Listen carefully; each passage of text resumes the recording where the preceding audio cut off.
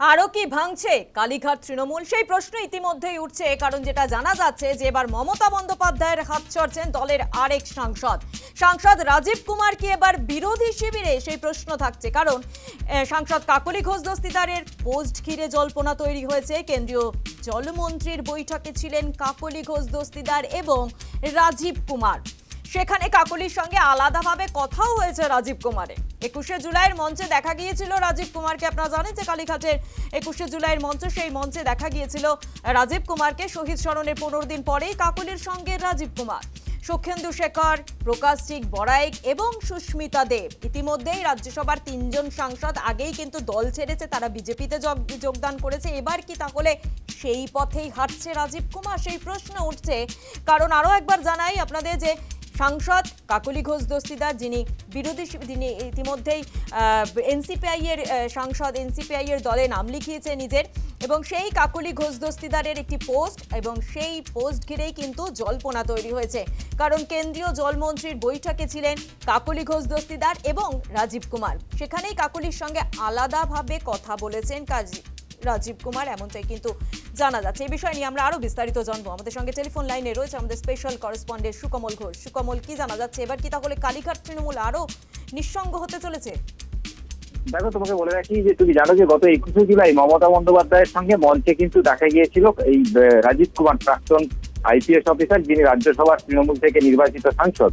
সেই রাজীব কুমার কে দেখা গেল যে গতকালকে একটি মিটিং এ, বৈঠকে দেখা গেল দিল্লিতে। সেখানে তিনি কাকলি ঘোষ দস্তিদারের সঙ্গে একটি বৈঠকে, যেটা হচ্ছে যে কেন্দ্রীয় জলমন্ত্রী এবং জলসম্পদ মন্ত্রী তার সঙ্গে এবং বাংলার অন্যান্য মন্ত্রী বা সাংসদদের সঙ্গে একই সঙ্গে দেখা গেল রাজীব কুমারকে। কাকলি ঘোষ দস্তিদারের সঙ্গে রাজীব কুমারকে একই সঙ্গে দেখা যাওয়া, এই নিয়ে কিন্তু একটা জল্পনা তৈরি হয়েছে। তুমি জানো যে যেভাবে কালীঘাটপন্থী তৃণমূল ক্রমশ নিঃসঙ্গ হচ্ছে এবং একের পর এক সাংসদরা যেভাবে এনসিপিআই বা অন্যান্য শিবিরে যোগদান করছে, তাতে করে কিন্তু এই জল্পনা উস্কে দিচ্ছে তাহলে কি আগামী দিনে রাজীব কুমারও তিনি কি এই এনসিপিআই সাংসদদের সঙ্গে যোগ দিতে চলেছেন, এমন কিন্তু একটা জল্পনা ইতিমধ্যে তৈরি হয়েছে।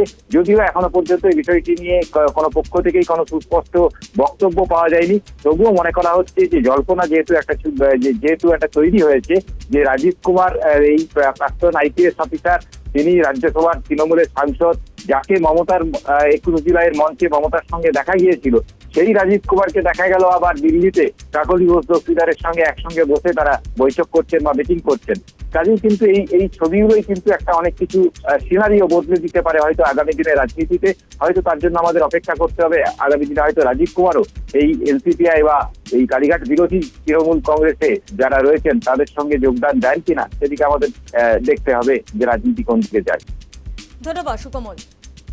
আর আপনাদের আরো একবার জানাই যে এবার কি কালীঘাট তৃণমূল আরো ভাঙতে চলেছে? এবার কি মমতা বন্দ্যোপাধ্যায়ের হাত ছাড়ছেন দলের আরো এক সাংসদ, সেই প্রশ্ন উঠছে। কারণ ইতিমধ্যে কাকলি ঘোষ দস্তিদারের সঙ্গে আলাদাভাবে কথা বলেছেন রাজীব কুমার। সাংসদ রাজীব কুমার কি এবার বিরোধী শিবিরে নাম লেখাবেন, সেই প্রশ্নই উঠছে। কারণ কেন্দ্রীয় জলমন্ত্রীর বৈঠকে কাকলি ও রাজীব, এবং সেখানেই কাকলির সঙ্গে আলাদাভাবে কথা রাজীব কুমারের, এমনটাই জানা যাচ্ছে।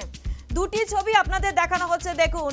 একদিকে মমতা বন্দ্যোপাধ্যায়ের যে কালীঘাটের 21শে জুলাইয়ের মঞ্চ, সেই মঞ্চে দেখা গিয়েছিল রাজীব কুমারকে। অন্যদিকে কাকলি ঘোষ দস্তিদারের সঙ্গে বৈঠকে রাজীব কুমার।